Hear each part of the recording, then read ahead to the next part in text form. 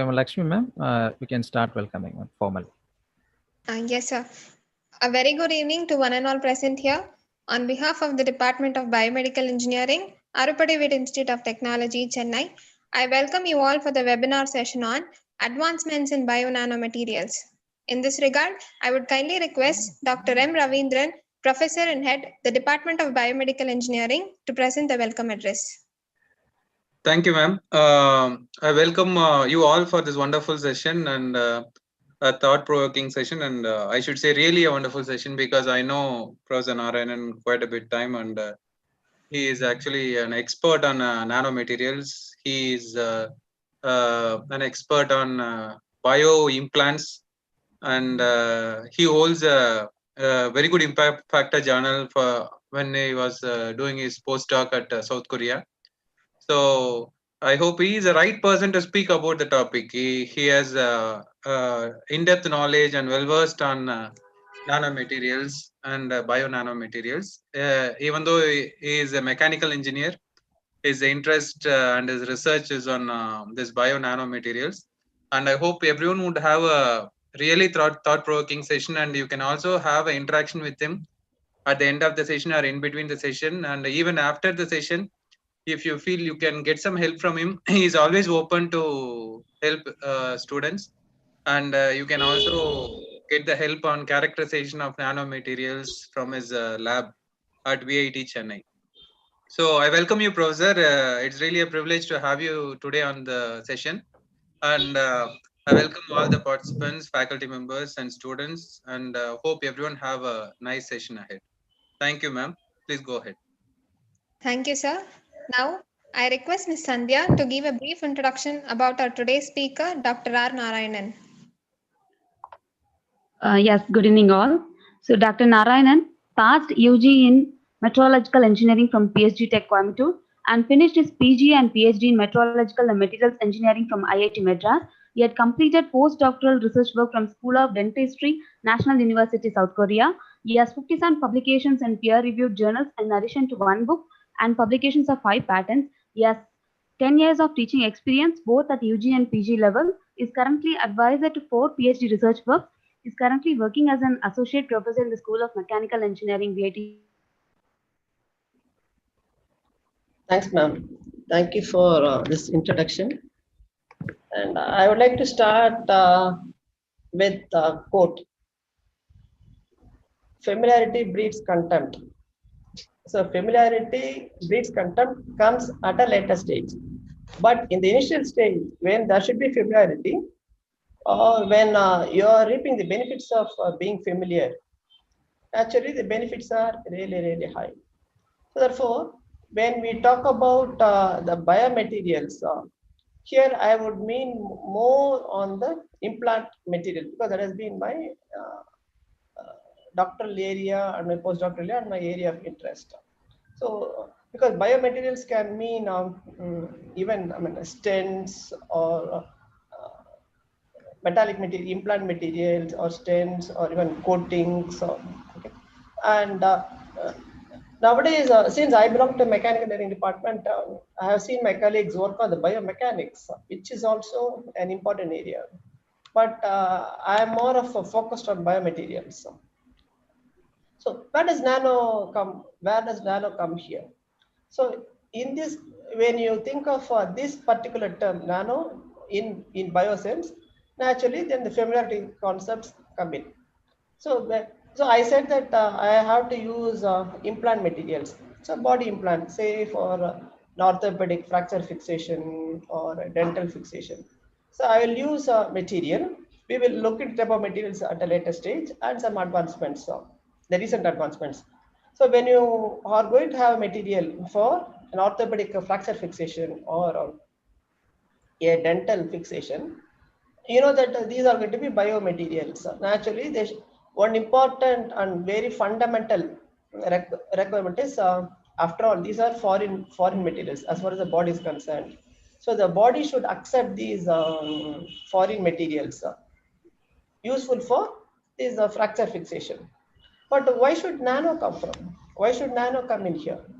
The nano comes in because you know that since most of you are biomedical engineers, you know that the bone consists of osteoblast, which from a fundamental point of view is of the size of a few nanometers. So when the body, a bone or when tissues are of a nano size, those cells, the fibroblast or osteoblast, are the size of a few nanometers. And if they come into contact with a foreign material, namely a metallic material or a ceramic material or a coated material, why do you think the bonding should occur? Because why should they, because they have to bond initially. Once if they bond, once if they fix with them, once they fix with each other, then there will be gradual fixation, there will be gradual bone formation. So initially the osteoblast, which are the size of few nanometers, or in the vicinity of a foreign material. If that foreign material happens to be of the nanometric size, then I said familiarity comes in. So this was a proven concept. I'm not talking any fiction. This was proved. This was proved by one professor in Ohio long back. So he had found that just some 15 years ago. See, he had found that Dr. Thomas Webster had found that the osteoblast recognize the nanometric materials easily. Now, the nanometric materials can be either monolith. For example, it can be a single material like this. It can be this. It can have a shape of this pot. Inside grains can be of the size of few nanometers, or it can be a coat. Now you can see this as a This is a monolith, or this is a monolith. Now this part is a foreign part. Let us say this is a coated part. Okay, this is a monolith. This can be of the size of few nanometers, or over. Let us say over this we have made a coating like this. So this coating can also be of nanometers. So ultimately, the contact between the nano-sized osteoblast should be with a nano-sized foreign material. Then the attachment becomes very effective, easy onset. So that is the reason why this nanomaterial come from. That is the reason why this nano term appears here. You know that biomaterials, you are very familiar. It can be a metallic material. I will put this way: it can be a metallic material, or a ceramic material, or a polymeric material. These are basically three classes of materials. We will broadly say in engineering sense. Metallic materials, something like this. You have a ferrous alloy, you have a steel alloy. So basically there are three types of classifications: metallic materials, polymeric materials, and ceramic materials. All these three are being used. So these are traditional. Say from the, when they say metallic material, you can easily think about the brass components. You could have seen the gopurams. If you are from Tamil Nadu, or if you are from southern part of India, you could have seen temple gopurams and all this, the brass pots at the top, at the high point. This is the high point of the village or of the locality. And so these are made up of non-ferrous materials called as brass. So traditionally we have been using metallic materials, but in the recent past, probably say some 100 years ago, when this ferrous alloys have been produced in a scientific way since 1850s, then you can have a classification like this: steels and cast irons. So cast irons are not useful for our purpose. Cast irons are traditionally strong and they are mechanically useful. All your engines, your cars, your impellers are made up of this material. Whereas, so this classification comes only since 1850. Although we in South India, we in India are probably mostly in South India can boast of the brass alloys, even copper alloys, even gold, silver, which are all available, which were all available in India since time immemorial. But we will not come into that. So we will talk about, we'll take this as the standard now. So this steels, where this classification, these materials were used in engineering applications. And this stainless steel here was discovered accidentally in 1920s. One Englishman discovered this by accident, and this has proved to be very, very useful. We all use stainless steels. All our utensils, our watch cases are all made up of stainless steels. Even the nuclear case, if you go to IG or Kalpakkam, they use only the stainless steel predominantly. But this stainless steel is highly corrosion resistant. And because of this corrosion resistance, it is useful as a body implant material. So this can be a very good example for metallic material. So I told you that this was discovered in the 1920s. And subsequently, we can see that subsequently, we can also see a cobalt chromium alloy being used. See, from the materials point, from the metals point of view, we always think about corrosion resistance as very important for bioimplant applications. So that is why, though we say that nickel alloys, copper alloys, and magnesium alloys are available, these are available for engineering applications, whereas the titanium alloys are very much used for implant applications. So we are into the second system. Earlier we talked about stainless steels. Then we are now talking about titanium alloys. I told you stainless steel was discovered 100 years ago in 1923 by Brearley, and his titanium was produced in 1940s. So it was a slow evolution. Then and these are also used. For example, noble metals like palladium, platinum are also used in the tooth for joint. So you use gold, silver are also used.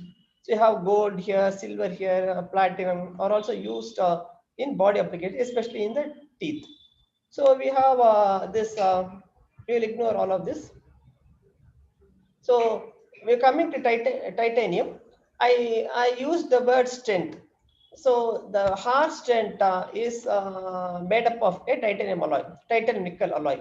So these were the developments in 1960s. So from 1923 of a stainless steel, we move on to 1940s titanium, and a particular material of titanium called as nitinol, useful as stent in 1960s. So we evolve with time. So these biomaterials shown here also evolved with time. So when you come to titanium, so you can have a pure titanium, which is of less strength, and we have one alloy, the titanium aluminum vanadium, which is an alloy. Now again, so from stainless steels, we move on to titanium. So titanium metal and titanium alloy. So the titanium metal is less strong, whereas this alloy is much more stronger. So again, depending upon the application, so you can use a titanium alloy, the titanium metal for this titanium alloy. I told you of two regions inside the body. So I gave you an example of orthopedic fixation and a dental fixation. The dental fixation or the dental screws require less load.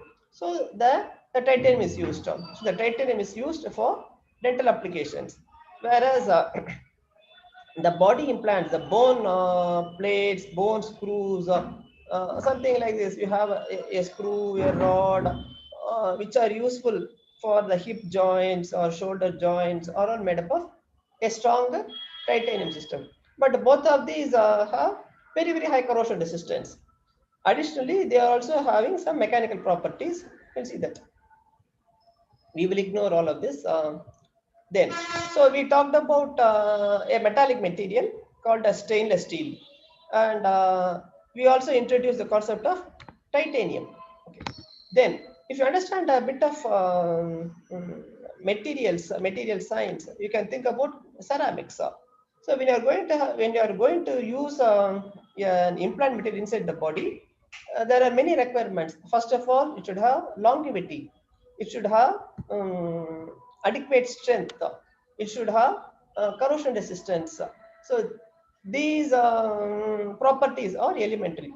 Additionally, it should have a good fatigue life. It should able to share the load. Okay. So we talked about two metallic materials earlier, and they all seem to be good. So when this field of ceramics was developed in the 1960s by Professor Kingery in US, it was known that the ceramic materials are predominantly oxides, or carbides or nitrides, and these are extremely hard, extremely strong, and extremely corrosion resistant. So why cannot we use them inside the body? And these are used again, for example, in the dental application as zirconia. I hope that you all will know about, if you go to any dentist for some root canal treatment or root fixation or any dental problem, he will you will have a single piece of ceramic called as zirconia. So ZrO2 is used as a single implant, whereas the titanium is used for as a double implant. You will have the bottom screw as a titanium and top as the yellow colored artificial tooth. Whereas when you use ceramic, when you use zirconia, you can have both the pieces made up of ceramic. That is the top piece, the tooth, and the bottom piece of screw made up of ceramic. So this is an evolution. So we are tracing history from 1920s on stainless steel to 1960s ceramics. And then comes the metals. I said stainless steel is very heavy. Stainless steel is very heavy compared to titanium. And so if I use a small component inside the body, then the patient may not feel that object. But when you are going to use a larger component, say for example the hip joint made up of stainless steel, and if that hip implant itself is made up of stainless steel, imagine carrying about 500 grams of, or at least say about 100 grams of material, metallic material at the exact center of the body. And you cannot walk freely, you cannot sit freely, and the patient will feel the pain. So it is always better to go for the improvements or the improvisation materials. And material science or materials engineering offers a lot of scope. So in any field, whether it's a biomaterial or it's a nuclear material or it's a nanomaterial or it's a magnetic material, it offers a lot of scope, because you can always go for improvements. The improvisation is the key. So from 1920s, the stainless steel was invented. It had a heaviness. It had a high density. So this led to the use of titanium. Titanium is much lighter. From 8 grams per cc of stainless steel, we can come down to 4.5 grams per cc of titanium. Definitely, there is a weight reduction. So therefore, if you have a same volume of material, stainless steel will weigh 8 parts, whereas titanium will weigh only 4.5 parts. So this is one disadvantage because of the heaviness. And stainless steel is very good in corrosion resistance. However, it is always fixed inside the body and surrounded by the body fluids. The body fluids are Daman. The body fluids contain sodium chloride. And it is a common knowledge that the sodium chloride, say of the seawater or even the common salt, is very, very corrosive. So when you place even a very good material like stainless steel inside the body, stainless steels are prone to chlorides, and your body is made up of chlorides. So naturally, there can be pitting corrosion. And because of this, when there's a small pit or a small crevice, a small loss of material, very small, very low loss of material, naturally stainless steel corrodes away. What will happen? The constituents of stainless steel come out. It's made up of nickel. It means the doctor implants a stainless steel, and in due course, due to corrosion inside the body, due to this the chloride containing body fluid, the stainless steel may rue away, and nickel comes out. And where does the nickel go? It will stay inside the body. Unless it comes out of the body, it has to stay inside the body. Nickel is a carcinogenic. So in spite of use of stainless steel as a very good material for implant applications, there is a heaviness, and in case of any leaching, the nickel is dangerous, is harmful. Titanium is good in one way. But the problem with titanium is it has very poor friction characteristics. Okay, so on the other hand, ceramics, I told you the zirconia are very hard and very strong and corrosion resistant. But however, they are very brittle.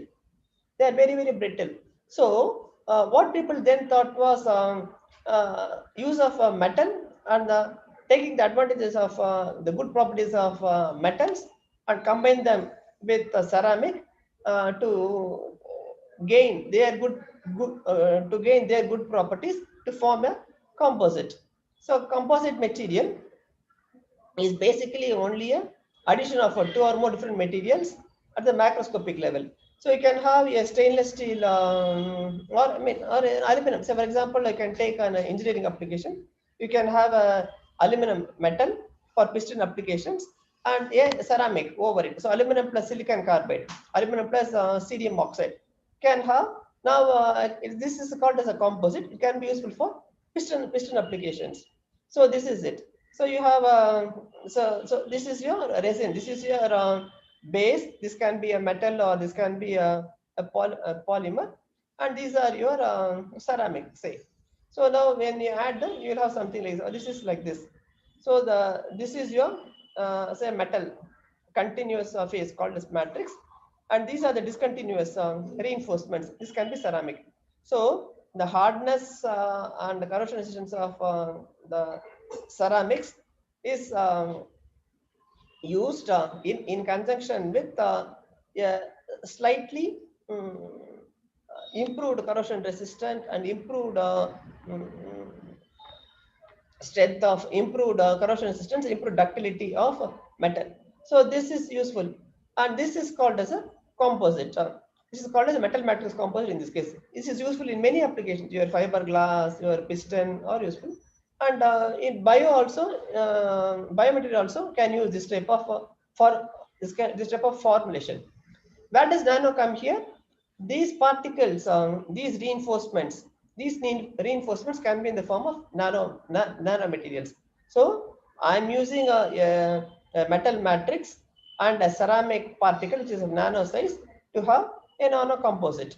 Now, since the word nano comes in, cells can recognize this material easily. So when your implant is made up of this sort of configuration, naturally the cells will attach to this configuration quite easily.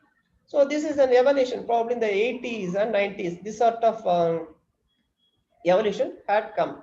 So we use a reinforcement phase and a binder phase. So I talked to you about this metal matrix composites. They are useful. The aluminum reinforced by strong fibers.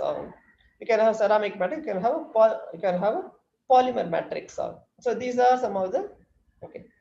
Then so a biomaterial is one which can be made up of ceramics like zirconia, or a metal like stainless steel or titanium, or a polymer. You can have the bone cement which is made up of polymethyl methacrylate. You are a polylactates which is obtained from crab, or all the polymers. So these are used in the bioimplant applications. You can see these examples. You can have an artificial heart. This is made up of a polymer. The heart wall is made up of a polymer, and the breast implant is made up of a polymer, and the hip joint is made up of this is a hip joint made up of titanium.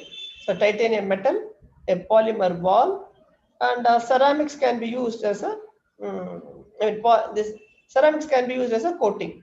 So whatever I said regarding the materials previously are all useful here. So we would not talk about this. Okay. So the bio implant requirements of this, it should have a cytotoxicity, which is very important, oral toxicity, and from the materials point of view, it should have all these properties, excellent chemical properties, excellent mechanical properties. What are they? Like corrosion resistance, not easily degrading, and protein deposition, and thrombus formation, calcification, embrittlement, cell lysis. These are the pharmacological properties. And mechanically should have good strength, should have a good fatigue strength and good wear resistance. Okay, and when you list out this, probably titanium comes first from the metallic side, and stainless steel comes as the second. Okay, these are some of the requirements. So I told you about this metals, stainless steels, silver, copper, silver, gold, and titanium. Ceramics, I told you about the zirconia. So this is another important class of ceramics called as hydroxyapatite. Your bone is itself is a composite. Bone is made up of a hydroxyapatite ceramic of nano size. Again, God has, the nature has given you with the configuration of nanometer sized hydroxyapatite crystals embedded in a polymer called as in the polymer matrix. So your bone is made up of nano sized hydroxyapatite. So this is a ceramic, and we have seen the advantages of each of these as well as the disadvantages. And we talk about composites, carbon. When you think about carbon fiber, and a carbon matrix, or you can have a metal matrix composite, as I said. So these are the advantages. So polymers are very easy to make. They are very easy to make, but however, they are not very strong. So you can see that examples here. All these soft tissues or sutures or blood vessels are made up of this. Metals are strong, but they are dense, and they are useful for the joint replacements. And ceramics are useful for mostly as a coated dental applications or orthopedic implants. Okay, so now these are we have a set of materials available to us for different applications, either in the metallic class or the polymer class or the ceramic class, or combination of any two of this to give a next category called as composites. So we have also seen the examples. This is probably white. Then what are we going to do? So these are some of the applications in each of these classes. So I told you about this. Now I'll talk. Since the topic, I think this introduction is enough. Probably, if you listened to this earlier, you may excuse me. I think with this background, we can go on to some recent advancements.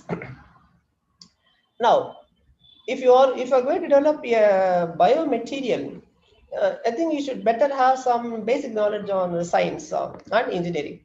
That means you should have some basic science of basic knowledge in physics and chemistry, and a bit of engineering like mechanical engineering or materials engineering or even electrical engineering to start with. It is better because you'll appreciate the value of the statement a little later. Now, my work has been on titanium system. Titanium is, I told you, it has excellent biocompatibility, and it has excellent corrosion resistance. Unfortunately, it tends to seize. That means it has very poor contact resistance. That means the wear resistance is poor. So when it is, I told you, this will be in combination with the bone. Naturally, so this titanium implant of the foreign material will rub against bone. So bone is made up of calcium, this hydroxyapatite, which is a calcium phosphate. So this ceramic material, the metallic material, will be in rubbing motion. Naturally, there will be, this will have very poor wear resistance. This will wear away easily. So because of this, so basically titanium is good. So only because of this problem, the surface is getting worn off easily. We need to modify the surface. How do we modify the surface? We can use, again, there are different strategies. We can plan for different targets. We can increase the surface roughness through this. We can increase the surface chemical state through all these methods. We can increase the surface biological state through all this. That means we can have on the titanium implant, the surface can be modified with collagen, which is a protein of the bone, or with peptides. Or you can have an altered chemical state. That is, you can have anodized or salt gel, which I think most of you is going to work on to produce a nanomaterial, the salt gel coating, or the electrochemical methods. So these are slightly less expensive. and you can go for a tough and very energy intense technique like ion implantation or plasma spraying or so on. So these are energy intense techniques, but these are commercially used. Plasma spray is used commercially, even for engineering applications and also in biological applications.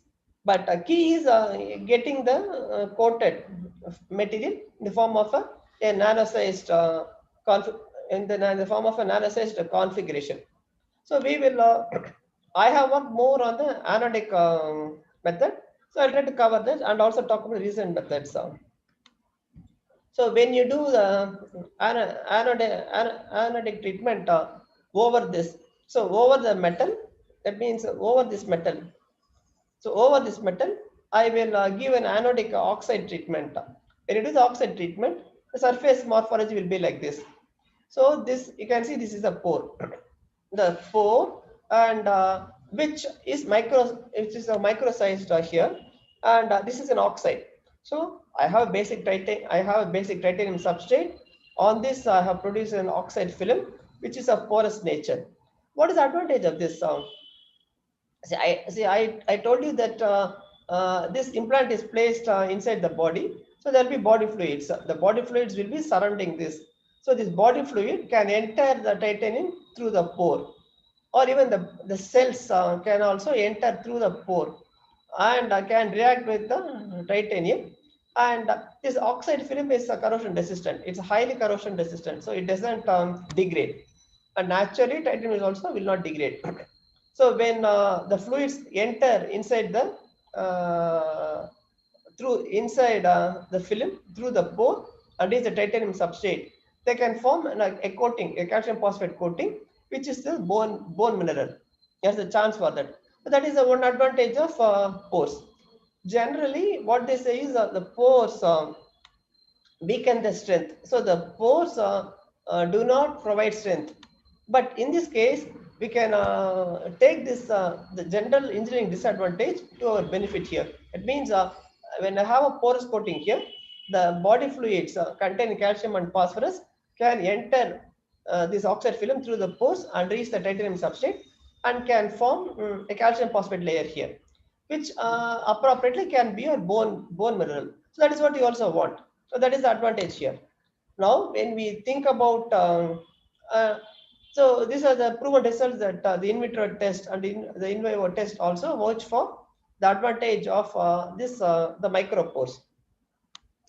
Then in 1990s, in late 1990s, people thought about nanotubes. It means over the titanium, I have a coating through this anodic method, and this will be a coating. I have titanium metal here, so I form a coating here. This, you can see these pillars. These pillars can be of the length, say few microns, 1 or 2 microns, or even say 10 microns. But the diameter is of the size of few nanometers, say 80 nanometers or 100 nanometers. By careful the anodic oxidation process parameters, by testing the process, you can get appropriate height of this is a nanotube. Why nano? Because the top here, you can see in this slide, this is the diameter. So this is the pore, this is the tube having a nanometer sized diameter. Hence, this is called a nanotube. So it's basically titanium oxide. We know that titanium oxide is a ceramic which has excellent corrosion resistance, and oxide which has a higher strength also. So the titanium oxide by its nature is good for implant applications. And since this is a one-dimensional nano-sized, nanometer-sized tube, you can also see that the body fluids can enter through this and can reach the metal and can form calcium phosphate coating here. And this nanotube concept of titanium oxide can be produced by different methods, though anodic oxidation is a very common method. So when we see that the nanotubes being produced on titanium metal, And you can see that the SBF treatment of the cell culture. You can see that I think this is osteoblast culture. After 3 days of osteoblast culture on this tubular surface, you can see that cells spread. The phylodelphia extensions go on and the cells react. So therefore, we can say that this nanotubular surface, the TiO2 nanotubular surface is amenable for cell adhesion. So they are good for implant applications. Now, this length is about say 1 or 2 microns. Again, you can play with the process parameters like choice of electrolyte, the current, time, pH, voltage, and so on. You can play even with the surface. You can play with and get different types of structures. I mean, different types of tubular lens. They all will be of a nanometer sized tubes, having this nanometer sized diameter. But nevertheless, the tube length can be varied. The second point is for excellent cell behavior, it should be in the crystalline form. You can see that these tubes are amorphous. When you are good in XRD, probably you can see that the tubes are amorphous in the as synthesized condition. That means the tubes do not have adequate energy to crystallize them. It means we are using a chemical energy or even a heat energy or electrical energy, which totally is not sufficient to form a crystalline nanotube. You can see that there is no peak appearing here in this level, but a peak appears here. This is called as anatase phase, which is crystalline phase of TiO2. How did you get this? Basically, it was amorphous to start with. When you do a heat treatment for 2 hours at external furnace temperature 500 degrees, you can get a crystalline anatase. Only this is good. So your nanotubes as such cannot be useful for cell applications. So you have to take the tubes and then do an external heat treatment at 400 degrees or 500 degrees conveniently for an appropriate time, and then expose to the cell culture. Then the cells will attach. That means there are 2 stages. Now the recent advancements show that the recent advancements in this area show that it can be a singular step. It means basically we have to have the increased tubular length for higher activity of the body fluid with the base material. That is one aspect. And the second thing is having a single step crystalline oxide instead of a separate heat treatment in the second stage. So of course the people are able to get this. We're using extremely high energy. We operate only at 20 volts, but when we apply say 60 volts or 70 volts, say for about an hour, it is possible to get a crystalline TiO2 nanotubes. Again, the charm or recent advancement is that people are trying to get this at a lower energy level. So the nanotubes are only some 20 years of concept, and so the message is increase the length of the nanotube and produce a crystalline nanotube, preferably in a single step. So these are the advancements. How do you do is the recent advancement. So one aspect of increasing the length is by the use of magnetic field. So I have been working on this magnetic field the last couple of years, and we were able to produce an increased length. Suppose we get say some 2 microns in the normal mode. The application of external magnetic field along with electrical field can increase the length from say 2 to 4 microns. We have achieved up to 8 microns. And for the second aspect, we thought of increasing the voltage. It means the 20 volts is very good to start with. It means a 20 volt condition helps in forming the nanotubes. And after the nanotubes are formed, they cannot be broken away. Once a nano configuration like this tubular morphology with a nanometer sized opening is formed, say at about 1 hour of time, they cannot be broken. So in that stage, it is only a matter of it's only a matter of crystallization. So how do you crystallize? You apply more energy. So the second idea is to step up the voltage. So apply 20 volts for 1 hour to get this tubular tubular morphology, and then increase the voltage to 40 or 60 volts, say, in a systematic way, and see if you could crystallize. This work is being uh, in the progressive stage, but though we cannot discuss it as of now, we are not confident. So the magnetic field application here has definitely increased the length. It is very well known that increased length of the nanotubes definitely help in bioactivity. This is one recent advancement in the nanotubes. This increased length can help not only in the biological application, can also help in solar cell or photovoltaic applications, because or in sensor application, because the TDI-O2 nanotubes are known for their usefulness in sensors, in solar cells, etc. So this is another interesting activity. Generally, the TiO2 nanotubes are basically amorphous. As I told you, they are basically amorphous in the anodized condition. And depending upon the heat treatment, at lower temperature you get anodized, and higher temperature you have a rutile. So which one is beneficial? Again, so 800 degrees of heat means the material may become weak. Although you get the oxide, which is crystalline oxide, the material as a whole become weak. So on the one hand, you are getting an advantage. On the other side, you are losing the strength. Okay, so it's always better to play with a low temperature conditions. So we have recently found out that in another development that contrary to the widely reported result that this 300 degrees treatment is beneficial for heat for the cell culture, we have conclusively proved that the 550 degrees is much better suited for cell culture study for implant applications.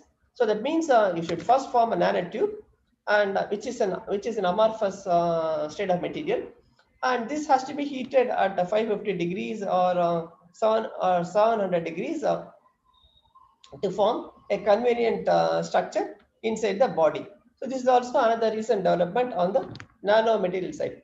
So I have mentioned to you about the crystalline nature and a step-up condition, and also the use of a magnetic field.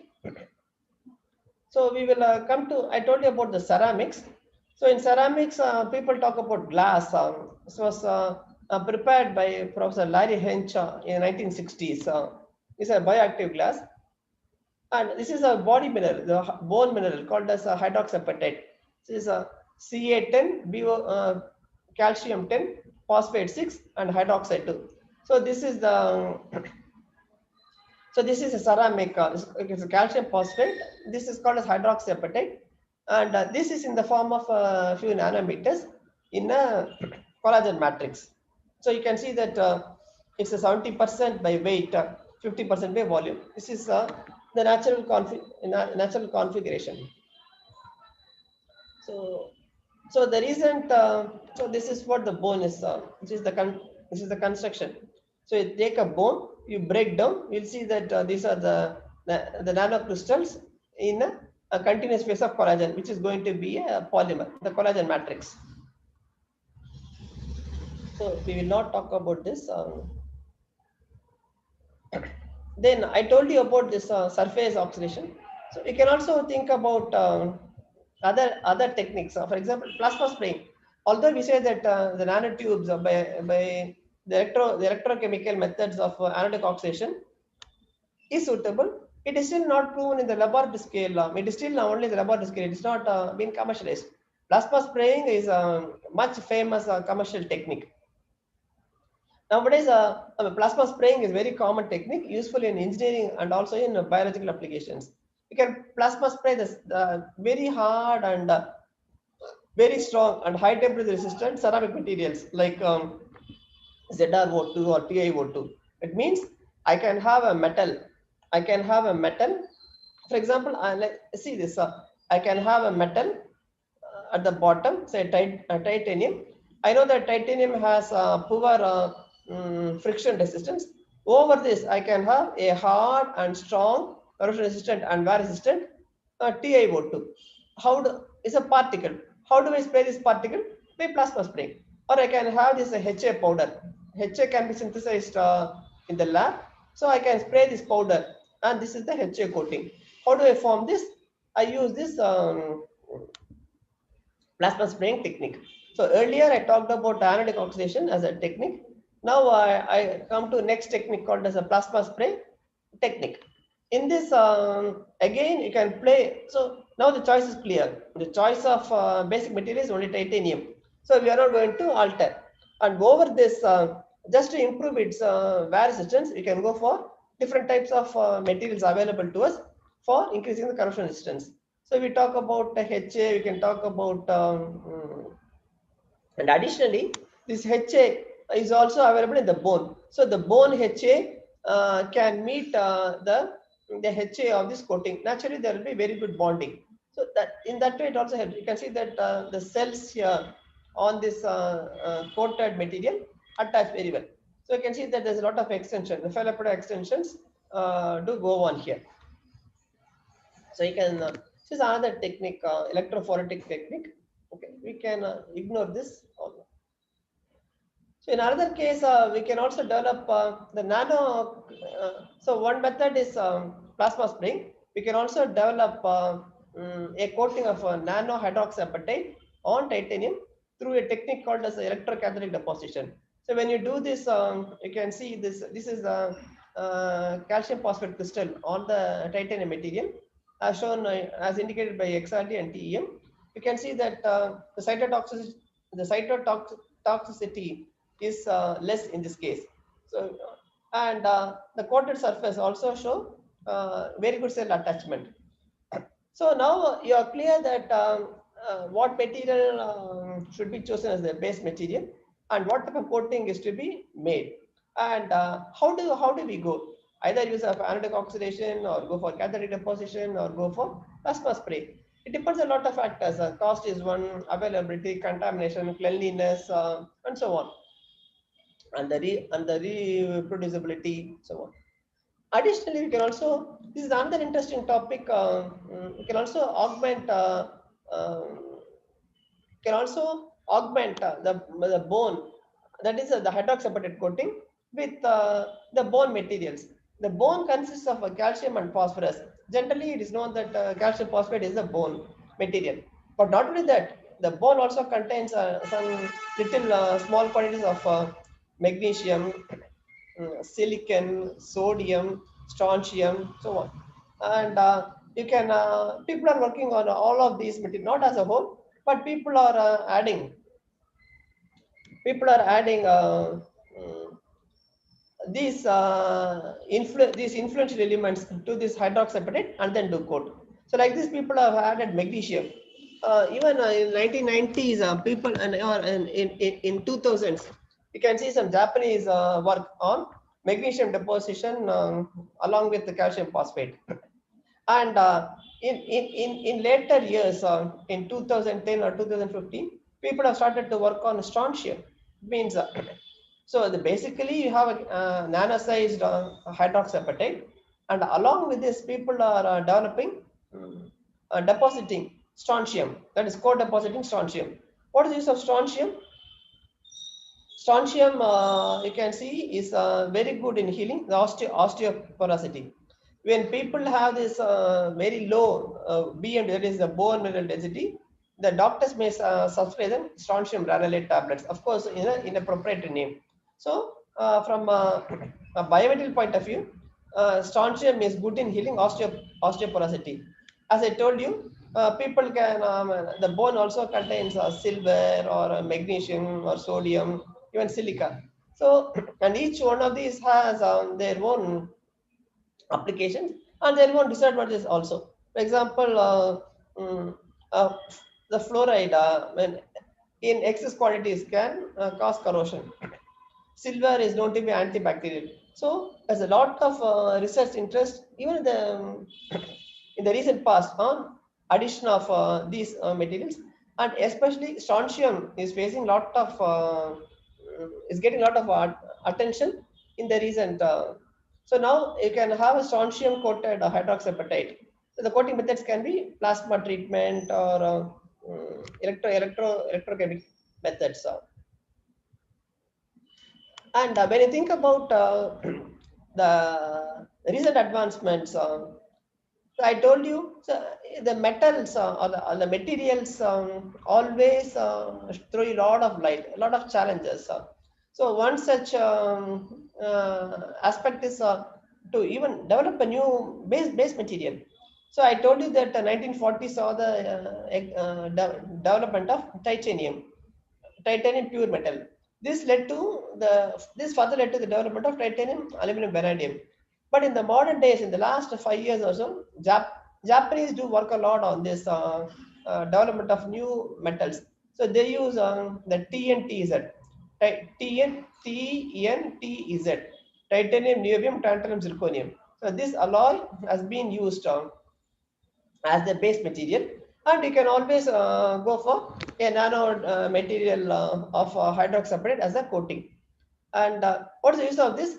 So this will reduce the stress shielding effects inside the body. So we started with the titanium, and then we went on to titanium, aluminum, vanadium, then nitinol, and then in the last 5 years, people have started to work on TNTZ. This is one,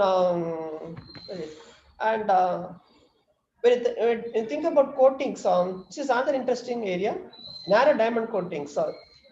Probably you may know that diamond is used in for machining because of its extremely high hardness and strength. So the diamond can cut many things. So diamond can be used as a machine tip in machining applications. So for titanium, which wears out easily because of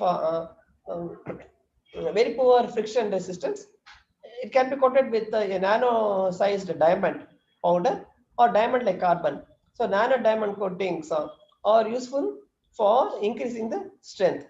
Luckily, in this case, diamond is also biocompatible. So diamond gives you, by its nature, excellent biocompatibility. The nano-sized can improve the already existing strength. So the nano diamond coatings are very much useful in improving the performance of a basic titanium product, which can be this new alloy also. And I told you about strontium. Okay, people are also using titanium foam. The foam as a foam is just like a continuous pore. I showed you a slide containing a pore, which can help in the movement of a liquid. The body fluid can come and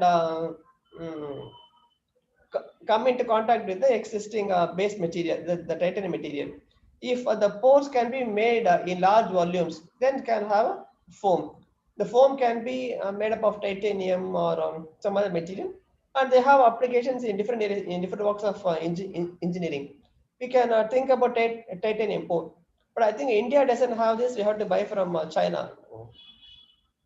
And as usual, I have this 3D printing.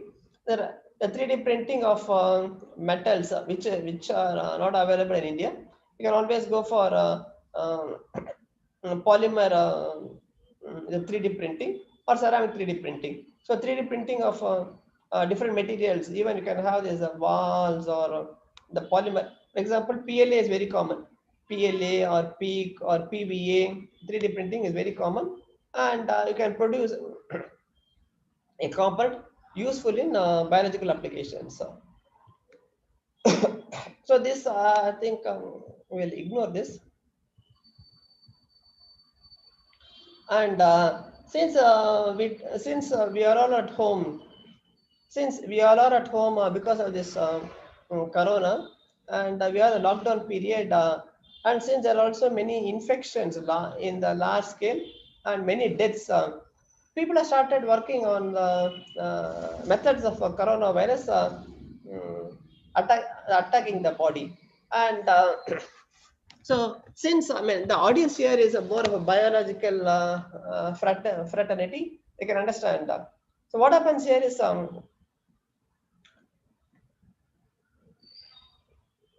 so this report is made just hardly 6 months ago, probably one year ago, and What happens when the coronavirus enters the body? The coronavirus enters the cell and it changes the cell configuration. It means I think you all know about mitochondria. Cell has the human cell has a mitochondria, Golgi body, etc.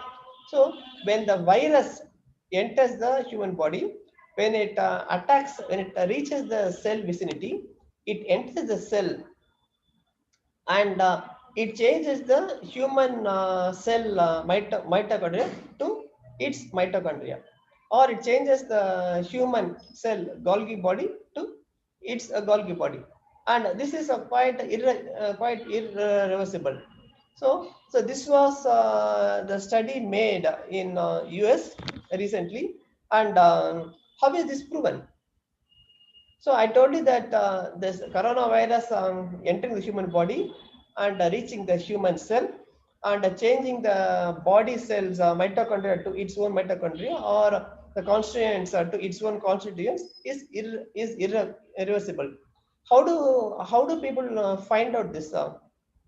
It is because of technique called as TEM.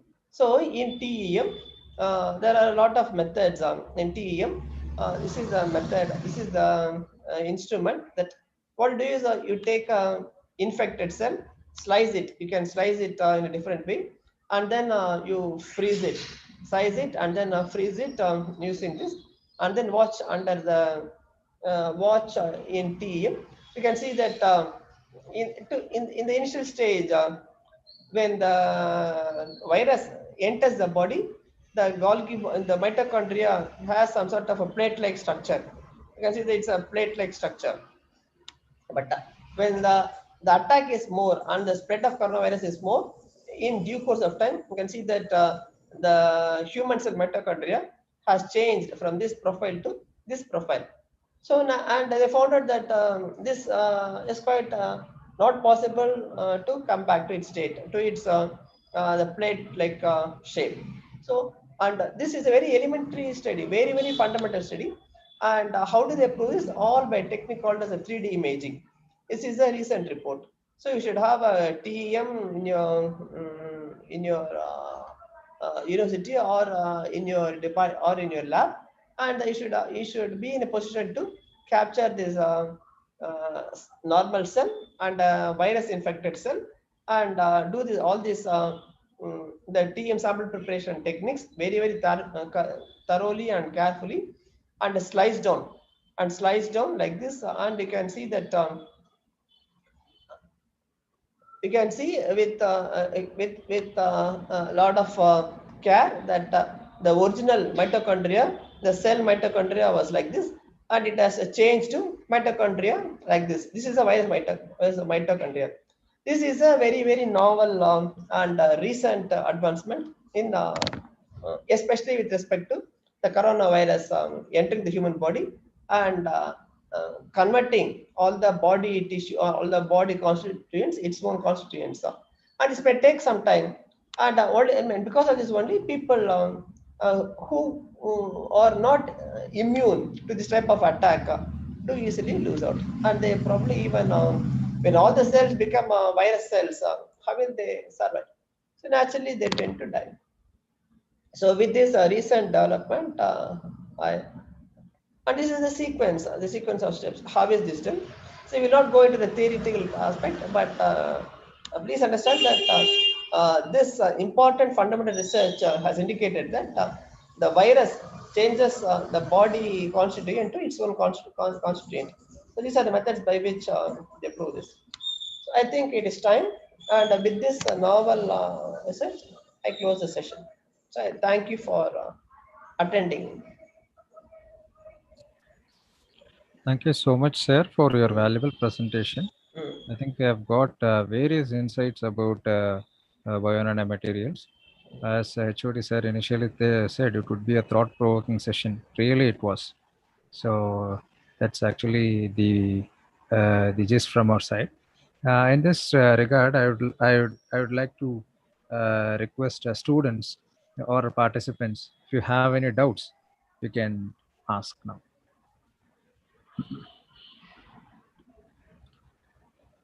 If you have any doubts, please ask, or you can post your question in chat box. We will have a Post in the chat discussion for box. it. Yeah.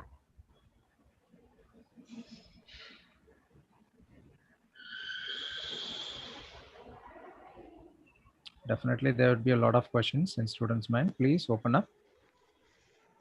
Please post your questions in chat box. Yeah, I may. Yes, Dr. Sankamitra. She's having a question. I think. Yeah.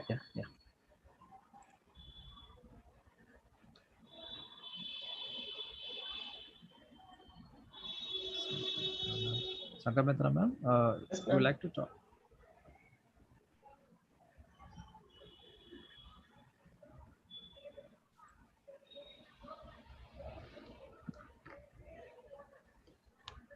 Yeah. Yes, ma'am. Sangamitra ma'am, I have allowed you to talk. You can unmute yourself and you can ask question. Hello, sir. Yes, ma'am. Good Yes. evening. Good evening, sir. It was really an excellent presentation, and we got that complete insight even. Actually, like titanium is very good in dentures and all. Actually, one of our members, family members, holding a denture made out of titanium. It's really working well. And regarding bio implants, sir, is it that complete replacement of the organs? Regarding the functionality and all that function performance and all, is it that complete replacement, sir? My answer could be yes and no. Again, if you carefully understand my slide, I showed you a metal called titanium. I also talked Yeah. about magnesium. So both are used. What happens is the titanium, see the function is, this is only a foreign, this is after all a foreign element. So I can be a vociferous supporter of titanium, but it's only a foreign element. The body cannot accept. So body has a certain constituent, the calcium phosphate. I may even have gold or silver or titanium, but these are only foreign elements. So the effect of the foreign elements is just to stay there till a bond is made. A very careful and a strong bond is made between the bones. What is fracture? Fracture is loss of contact. So this acts only as a scaffold, only as a policeman or the messenger for the bones to form, the cells to form. But Okay, in the sir. case of titanium, it doesn't cause any harm. Once the bone is formed, you can have titanium inside or you can even throw away.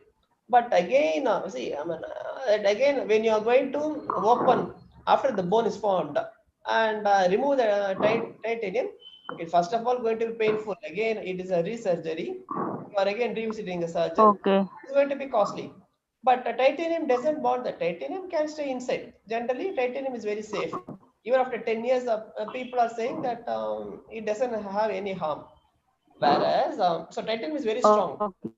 It still acts as a bridge between the Okay. cells, and over this titanium, cells are formed. So titanium can stay, or if you feel that it is not wanted, you can remove also.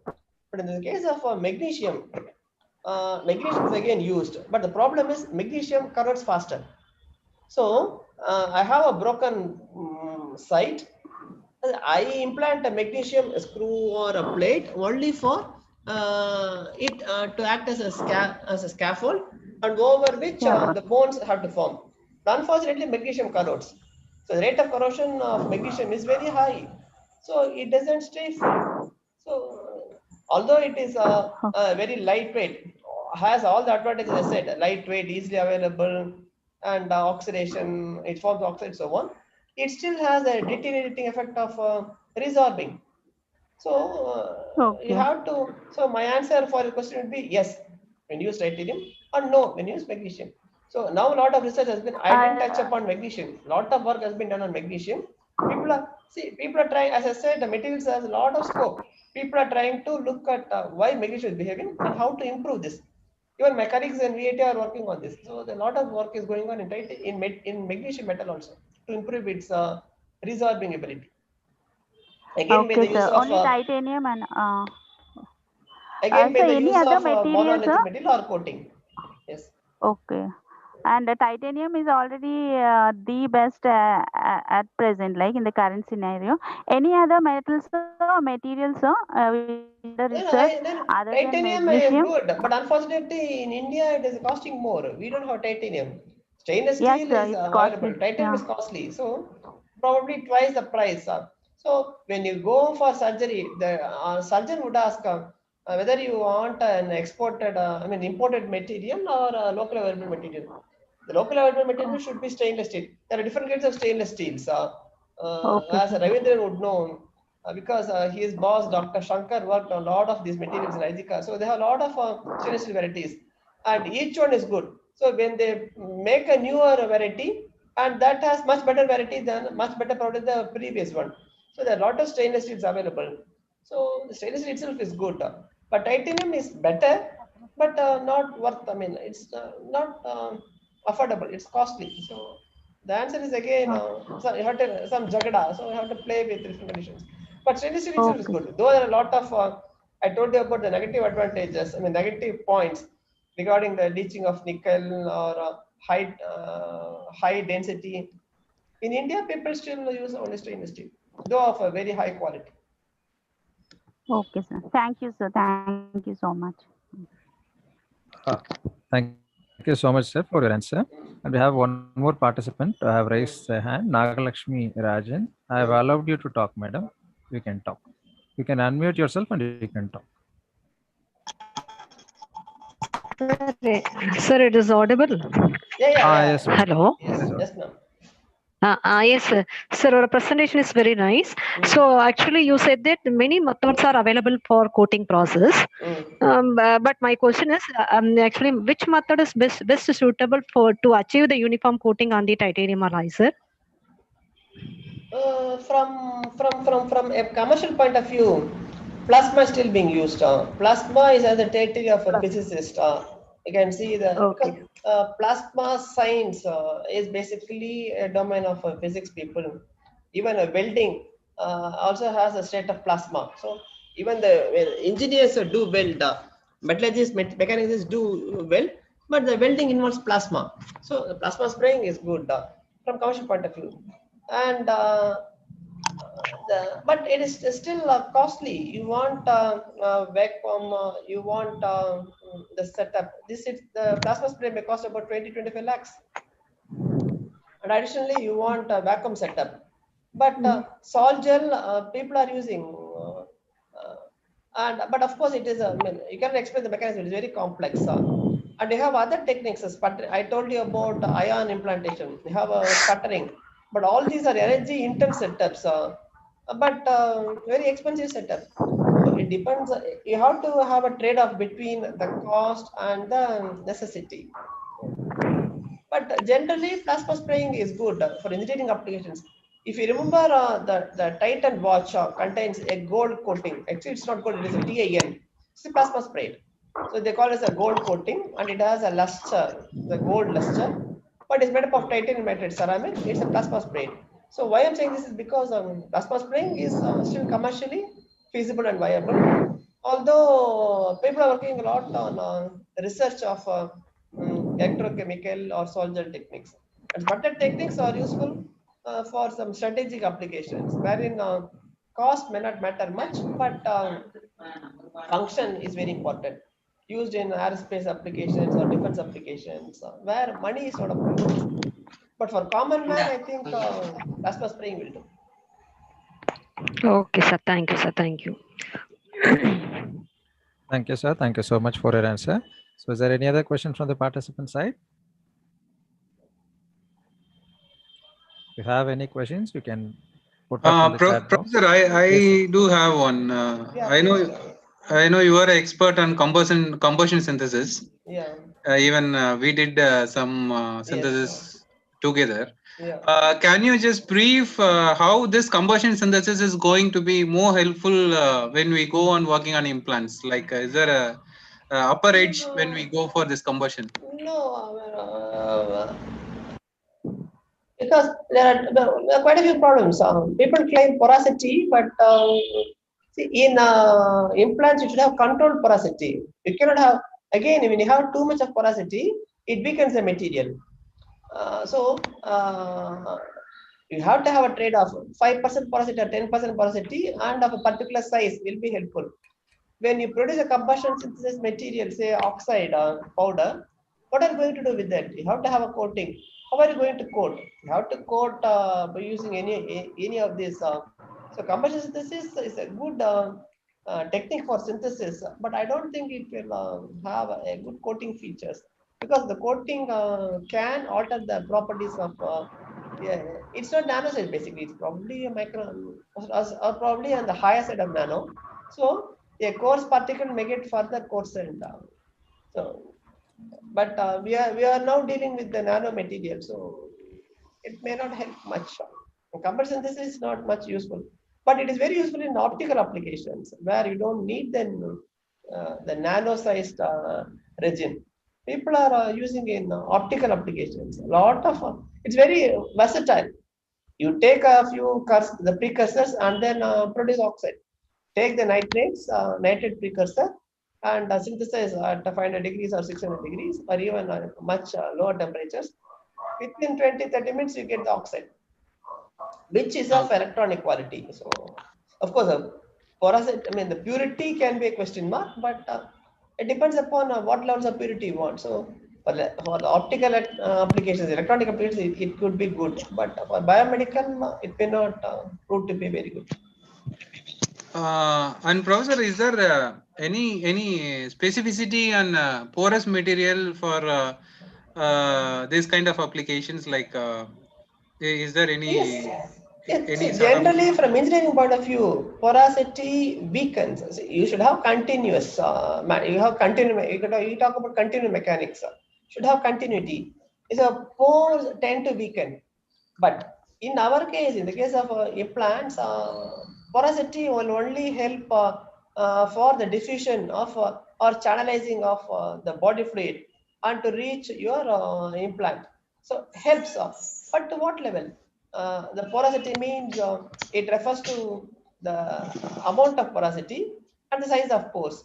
So probably 5% of pores with say about 10 nanometers or 20 nanometers of pores could help, or say 10 microns could help. So there should be a trade-off again. You cannot have extended porosity. Extended porosity will weaken the implant. It may be good from biological point of view, but the implant should stay inside. But the implant will slowly move away from the system. It will not have a physical strength. Similarly, the heat treatment. I said the heat treatment of nanotubes. It is fine from the structure point of view, but you are weakening the material.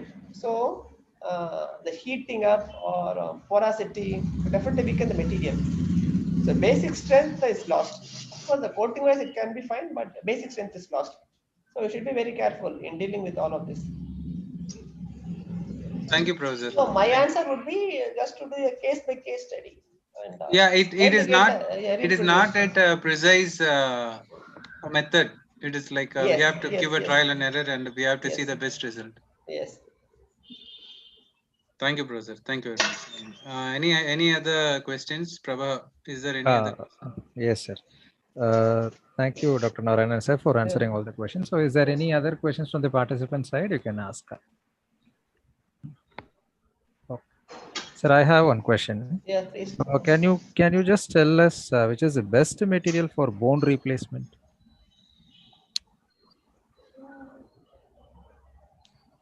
Bone replacement in the sense that you have to have a new bone. So bone is better for calcium phosphate. So you can have say basically you should have only calcium phosphate. Calcium phosphate can be replaced by calcium phosphate. I told you about this. Bone is made up of all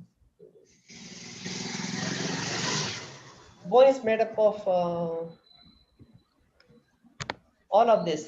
So bone is made up of magnesium, sodium, strontium. Substituting these or carbonate. Carbonate is nearly 8%. If you have a foreign material which contains calcium phosphate with magnesium or sodium or strontium and carbonate substitution, it would be excellent. And we talk about metals because these metals act as a scaffold. They just like a bridge. If you want to connect one side of the river with the other side of the river, how do you cross? People use ferries in old days. Now there is a bridge. So the metal, the titanium or magnesium are going to act as a bridge. But the bridge is not a, even if you have a bridge, you have to walk from one side to other side. So walking is much easier if you have bridge. That's what my concern is. So the titanium is only acting as a scaffold, which is less dangerous, which is not which is not dangerous. But when you use magnesium as a bridge, it will fall away even before construction. So that way you can understand. And if you are able to have a calcium phosphate with all of this, then it's really fine. Because each one has certain specific functions. Magnesium is having certain function, and fluoride has certain functions. Strontium is good in osteoporosity, healing osteoporosity. Silver is antibacterial. It's very well known that silver is antibacterial. So if you have a calcium phosphate with all of these constituents, then that calcium phosphate is going to be excellent material. So that can help the healing of fractured sites quite easily. That can be very good bone replacement. Okay. Thank you, sir, for answering the question. So, is there any other questions from the participants? So, if there is no other question, then can we wind up the session, sir? Yes. HOD, sir, can we wind up the session? Yeah. We can wind up. Yeah. Okay. Thank you. Santoshini, ma'am, I request you to formally wind up the session. Yes, sir. Yes, sir. Yeah. As an end comment, I would like to sincerely thank our management for permitting us to conduct this webinar. And I would like to thank our today's speaker, Dr. R. Narayanan, for sharing the valuable insights about the advancements in bio-nanomaterials. I would like to thank our HOD for his support extended towards this webinar session. And I would like to thank our fellow faculty members for their wonderful coordination. And finally, I would like to wholeheartedly thank all participants from different locations for your presence and making this webinar a success. Once again, thank you all. Thank you. Thanks for giving this opportunity, Professor Prabhakar and Dr. Ravinder. Thank you, Professor. Thank you. It's our privilege to have you. We normally get lots of information when we speak, especially on bio-nanomaterials and implants. And since our faculties are young, they would also get some idea on it. And it's a very good fertile area for research. You should have some good interest in physics and chemistry and some engineering. It is a very fertile area. And no one person can master, because there can always be some physical component, physics component missing, or chemistry component missing. So it always throws challenges. Yeah, so it's an important area. It's always good to have you. Like even students would get some idea, and even they want to plan for the masters, they can think of something like this and they can plan for it. So it's always good, and we are happy to have you every time, Professor. Thanks for your time. Thanks for the nice words. Thank you. Thank you, Professor. Thank you. Shall we close off? Yeah, yes, sir. We'll wind up. Thank you, Professor. Thank you. And I wish you all good luck. Thank you, Professor. Thank you. Thank you.